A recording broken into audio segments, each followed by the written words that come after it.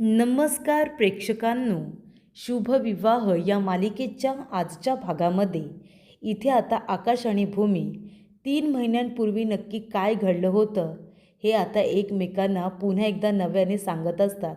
काय मजबुरी होती म्हणून इथे रागिनी पटवर्धनचा इतका आता छळ असतानासुद्धा ते सगळेजण तिथे राहत आहेत. कशासाठी हे आता आपल्याला कळतंय.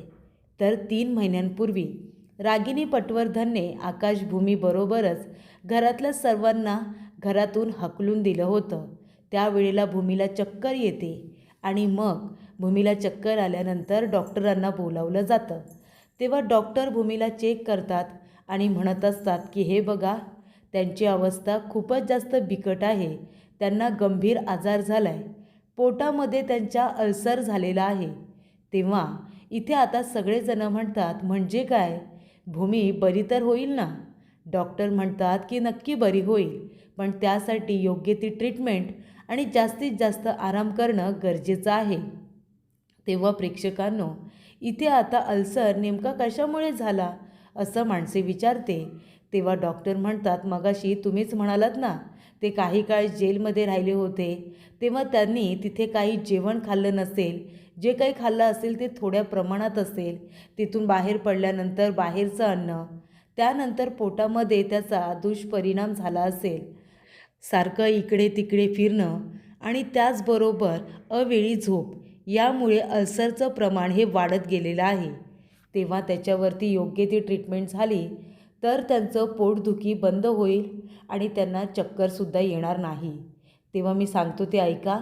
त्यांची योग्य ती ट्रीटमेंट सुरू करा आणि त्यांना जास्तीत जास्त आराम करू द्या आणि चांगलं चुंगलं खाऊ द्या.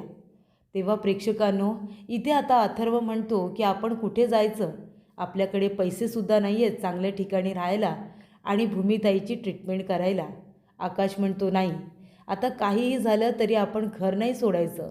मग त्यासाठी मला आत्याच्या पाया पडावं लागलं तरी पण चालेल. तेव्हा भूमी आता आकाशला म्हणत असते आणि आकाश, तू माझ्यासाठी रागिनी पटवर्धनसारख्या बाईच्या पाया पडलास, ही गोष्ट मला अजिबात आवडली नाही. तेव्हा प्रेक्षकांनो, इथे आता भूमी, आकाश आणि संपूर्ण कुटुंब दारामध्ये येऊन पुन्हा उभं राहिलेलं असतं. तेव्हा रागिनी, पौर्णिमा पुन्हा तिथे येतात. रागिनी म्हणत असते काय रे ये, आता तुम्हाला मी घरातून बाहेर काढलं होतं ना, मग परत काय आहे तुमचं इथे, कशासाठी आलात तुम्ही इथे सांगा बरं. चालते व्हा, आत्ताच्या आता इथून चालते व्हा. एकदा तुम्हाला घरातून बाहेर काढलं तरीसुद्धा निर्लज्जासारखे परत इथे आलात, लाज नाही वाटत तुम्हाला. तेव्हा पौर्णिमा म्हणते नाहीतर काय, कचरा घरातून गेल्याचा आनंदही साजरा केला नाही तर परत आलात तुम्ही, कशासाठी आलात इथे, जा बरं इथून. तेव्हा प्रेक्षकांनो, इथे आता सगळेजण गप्प बसतात. आकाश म्हणत असतो आम्ही जायला नाही, घरामध्ये राहायला आलो. तेव्हा रागिनी म्हणते काय काय म्हणालास तू, घरामध्ये राहायला आलास, कुणी सांगितलं तुला की मी तुला या घरामध्ये राहू देणार आहे. तुम्हाला सगळ्यांना घरातून बाहेर काढलं आहे ना, आत्ताच्या आत्ता निघायचं. तेव्हा आकाश म्हणत असतो आत्या प्लीज प्लीज आम्हाला इथे राहू दे. तेव्हा रागिनी म्हणत असते अरे अरे, काय ती तोंड केली आहेत, काय तो साळसूतपणाचा आव आणलाय. सगळ्यांनी अशी गरीब तोंड केली आहेत, तुम्हाला काय वाटलं अशी गरीब तोंड केल्यानंतर मी तुम्हाला या घरामध्ये राहण्याची परवानगी देईन, मला दयामाया येईल असं वाटते की काय तुम्हाला. एक मिनिट, तुमच्याबद्दल माझ्या मनामध्ये जरासुद्धा दयामाया नाही आहे, कळलं ना. चला निघा आत्ताच्या आता इथून. तेव्हा आकाश म्हणत असतो आत्या प्लीज असं करू नकोस, आम्हाला इथे राहू दे, भूमीसाठी राहू दे, भूमीची तब्येत ठीक नाही आहे. तेव्हा रागिनी म्हणते अच्छा, घरातून बाहेर काढल्या काढल्या तिची तब्येत बिघडली का, मी अजिबात या घरामध्ये तुम्हाला राहू देणार नाही. तुमची ही नाटके बाद झाली, मला काय माहिती नाही आहे तुम्हाला इथून जायचं नाही म्हणून नाटक करता येते. तेव्हा बलदेव म्हणतो की आकाश आणि भूमी नाटक करत नाही आहेत, हे खरंच आहे. तेव्हा रागिनी म्हणते ए तू गप्प, तोंडातून एक शब्द काढू नकोस, गप्प बसलास का तू, तू तर मध्ये मध्ये मान खुपसू नकोस, कळलं तुला, आमच्यामध्ये बोलण्याचा अधिकार नाही आहे तुला. तेव्हा आकाश म्हणतो आत्या बरं ठीक आहे, त्याचं ऐकू नकोस, पण निदान माझं तरी ऐक. अगं भूमीच्या पोटामध्ये अल्सर झालं आहे, तिने जर आराम केला नाही आणि तिच्या या आजारावरती योग्य ती ट्रीटमेंट झाली नाही ना, तर तिचा आजार बळावेल. प्लीज नाही म्हणू नकोस. आता तिला चक्कर आली होती, आम्ही डॉक्टरसुद्धा बोलावले होते, तुझा विश्वास बसत नसेल तर यांनासुद्धा विचार. तेव्हा इथे रागिनी म्हणत असते, तिच्या आजारा बिजाराजवळ माझा काही संबंध नाही आहे, कळलं ना? आणि बघितलंस का, ती तिच्या कर्माची फळं भोगते. घरातून बाहेर काय काढलं तर लगेच आजाराचं निदान झालं, बरोबर ना? तेव्हा इथे रागिनी म्हणत असते की चला आत्ताच्या आता इथून निघा बरं, तुम्हाला काय करायचं आहे ते करा, पण माझ्या घरामध्ये राहू नका. तेव्हा आकाश म्हणत असतो, आत्या प्लीज प्लीज असं करू नकोस, मी तुझ्या पाया पडतो. तेव्हा भूमी म्हणते, आकाश नको, माझ्यासाठी तू या बाईच्या पाया पडू नकोस, जाऊ दे चल, माझ्यासाठी तुला हे सगळं करायची गरज नाही. तेव्हा इथे आकाश म्हणत असतो, आत्या प्लीज नाही म्हणू नकोस ग, खरंच भूमीसाठी तरी आम्हाला इथे राहू दे, तिची तब्येत खूपच जास्त बिघडले, आम्ही कुठे जायचं तू सांग ना, आम्हाला इथे राहू दे, तू सांगशील ते करायला मी तयार आहे, तू सांगशील ती शिक्षा भोगायला मी तयार आहे. तेव्हा इथे रागिनी म्हणत असते, माझ्या हातापाया जरी पडलात ना तरीसुद्धा माझ्या मनाला पाझर फुटणार नाही आहे, तुम्ही निघा बरे इथून. तेव्हा पौर्णिमा म्हणते, आई राहू दे त्यांना इथे. तेव्हा रागिनी म्हणते, काय ग ये, तुला का यांचा इतका पुळका आला? तेव्हा इथे पौर्णिमा म्हणत असते, नाही आई, यांना इथे राहू दे, म्हणजे काय होईल, आपल्याला दरवेळेला यांच्याकडून आहे ना बदला घेता येईल. हे लोक निघून गेल्यानंतर आपण कुणाजवळ बदला घ्यायचा सांगा बरं? हे लोक जर इथे राहिले ना तर यांचा रोज अपमान करता येईल. तीळ तीळ तुटताना यांना बघून आपल्यालाच आनंद होईल ना, तेव्हा राहू दे यांना इथे. रागिनी म्हणते, अरे वा, चांगली आयडिया आहे, म्हणजे अगदी माझी सून शोभतेस, किती छान आयडिया शोधून काढलेस. तेव्हा आकाश म्हणतो, आत्या प्लीज नाही म्हणू नकोस, राहू दे ना आम्हाला. तेव्हा रागिनी म्हणते, ठीक आहे, मी तुम्हाला इथे राहण्याची परवानगी देते, पण माझी एक अट आहे. तेव्हा आकाश म्हणतो, काय अट आहे तुझी? तेव्हा प्रेक्षकांनो, रागिनीने सांगितलेलं असतं की जर तुम्हाला इथे राहायचं असेल ना तर तुम्हाला नोकर म्हणून राहावं लागेल. म्हणजे इथे आकाश आणि भूमी हे दोघेजणं नोकरासारखे राहतील आणि त्याचबरोबर घरातली सगळं कामं करतील आणि आकाश पिऊन म्हणून ऑफिसमध्ये सुद्धा रागिनीला मदत करेल. तेव्हा इथे आता आकाश भूमीने ही सुद्धा अट मान्य केलेली असते, कारण भूमीची तब्येत बरी नसते. त्याकरता इथे आता त्यांनी रागिनीची ही अट मान्य केलेली असते. आणि तेव्हा प्रेक्षकांनो, आकाश भूमीला त्या घरामध्ये राहण्याची परवानगी दिलेली असते. रागिनी म्हणते की ठीक आहे, तुम्ही दोघेजणं, तुमची ही कार्टी, हे सगळेजणं इथे राहू शकता, पण माझी अट मान्य केली तरच. तेव्हा भूमी म्हणते, आणि त्यांची अट तू मान्य केलीस आकाश, मी नोकर म्हणून या घरातली सगळी कामं करणार, तू या घरामध्ये त्यांची सगळी कामं करायची, पिऊन म्हणून ऑफिसला जायचं आणि मग आपल्याला या घरामध्ये राहण्याची परवानगी दिली. तेव्हा इथे आकाश म्हणत असतो, असू दे भूमी, आपण त्यांच्या अटी मान्य केल्या आणि या घरामध्ये राहिलो तर तुझ्या आजारांवरती उपचार सुरू आहेत, आता तुला बरं वाटायला लागले.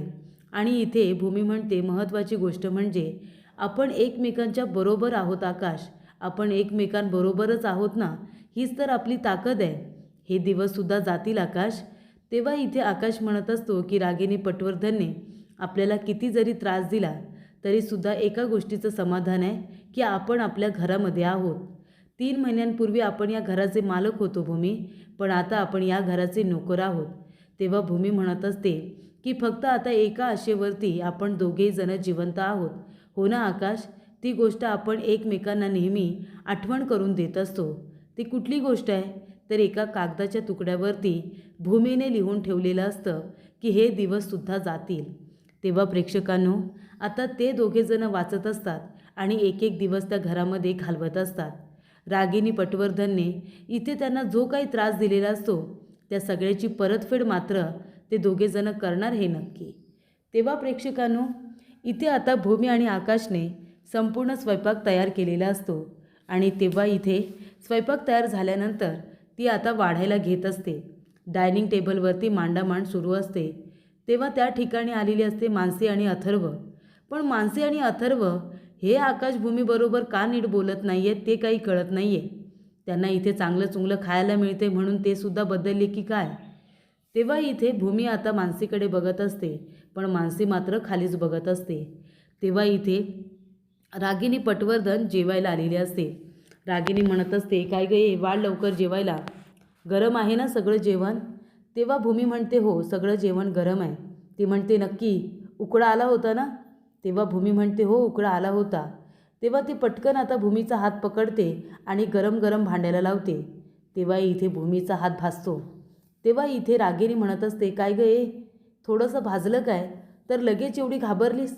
आणि काय माझ्याकडे डोळे वटारून बघतेस काय? काय डोळ्याने मला खाऊन टाकणार आहेस की काय तुझ्या? तेव्हा इथे आकाश म्हणत असतो, भूमी तुझा हात भाजला ना, तू इकडे ये, मी जेवण वाढतो. तेव्हा प्रेक्षकांनो, भूमी म्हणते, नाही ठीक आहे आकाश, मी वाढते. रागिनी म्हणते, बाबा तुझी बायको काय इतकी नाजूक आहे का? तिला जाळली नाही आहे मी, थोडासा चटका दिला आहे. आणि इथे बायकांना थोडे थोडे चटके खायची सवय असतेच नाही का? तेव्हा इथे भूमी आता मानसीला जेवण वाढत असताना मानसीला उलटीसारखं वाटतं.